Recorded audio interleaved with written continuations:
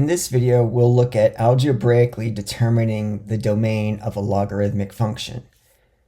Recall that the argument on the log has to be greater than 0. So whatever's on the inside of the log, in this case 2x plus 1, we're simply going to make it strictly greater than 0 and solve this inequality. So subtract 1 and then divide by 2. We get x is greater than negative 1/2. So our domain is simply negative 1/2 to infinity. In our next example, again, we are trying to find the domain algebraically. We take the argument, whatever's inside the parentheses on the log, and we force it to be strictly greater than 0. Now we have a quadratic inequality. This is going to require a few extra steps. Recall from the previous chapter, with quadratic inequalities, we first want to set it equal to 0. So we'll make this x squared equals 0 and find the x-intercepts.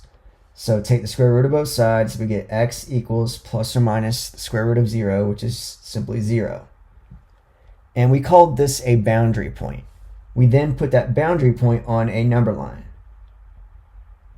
And we need to test numbers on each side of that boundary point. So for example, let's choose a point over here, for example, negative 1, and let's test it in the original inequality. So negative 1 squared, is that greater than 0?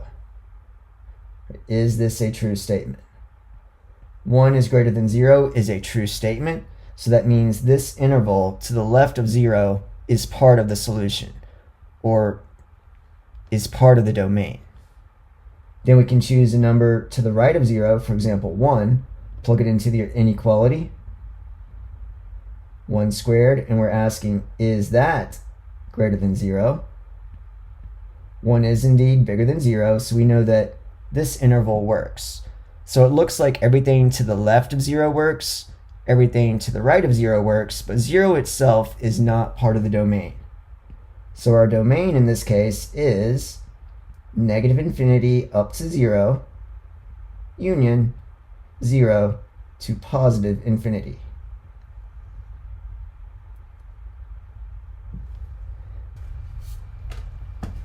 In our final example, we want to again find the domain of the logarithmic function. To do that, we take the argument on the log and force it to be greater than 0.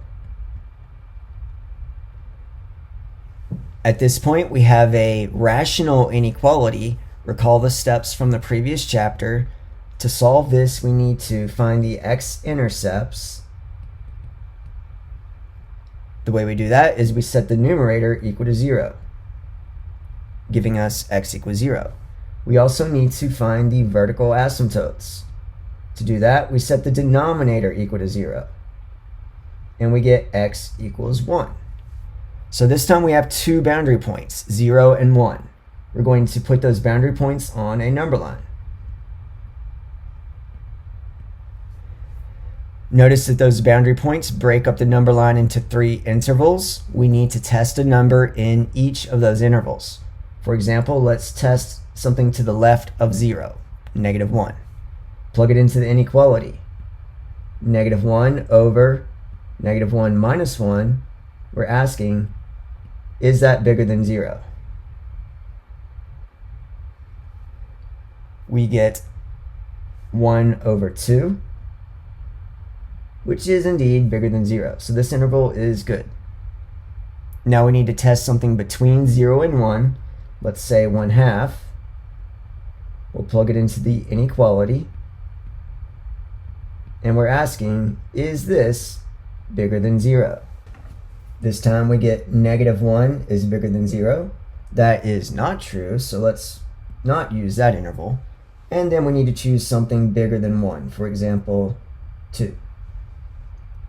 Plug 2 into the inequality, and we're asking, is this bigger than 0? we get 2 over 1, which is 2, and 2 is definitely bigger than 0. So this interval is good, which means our domain are the two intervals that work. Negative infinity up to 0, and 1 to positive infinity.